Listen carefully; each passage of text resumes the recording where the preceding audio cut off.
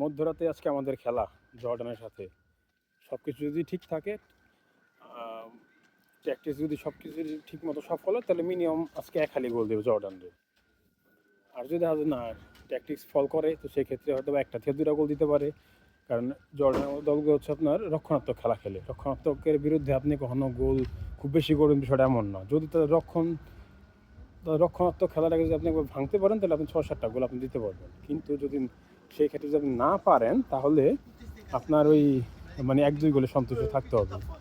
তো এখন বিষয়টা হচ্ছে যে আমাদের 32 খেলা মোটামুটি শিওর। গতকালকে ক্যাপো ভার্দে ড্র করাতে আমাদের এখন ক্যাপো ভার্দের সাথে খেলা হচ্ছে। আর ক্যাপো ভার্দে যে কী টাইপের দল আপনারা অনেকে অনেকভাবে করছেন ভাই। ক্যাপো ভার্দের মানে ক্যাপো ভার্দের হয়তো খুব বেশি গোল দিব না, কিন্তু আর্জেন্টিনা জিতবো এই বিশ্বাস রাখি। কিন্তু যদি একটা জায়গায় ভয় লাগে, আবার পচাশা মুখে পাও কাটে। যাই হোক, আজকের দিকেই ফোকাস, আজকে খেলার দিকে ফোকাস। আজকে আমাদের অন্ততপক্ষে 4টা গোল দেওয়ার মানে এটা হচ্ছে আমার মানে ব্যক্তিগত মত। আল্লাহ হাফেজ।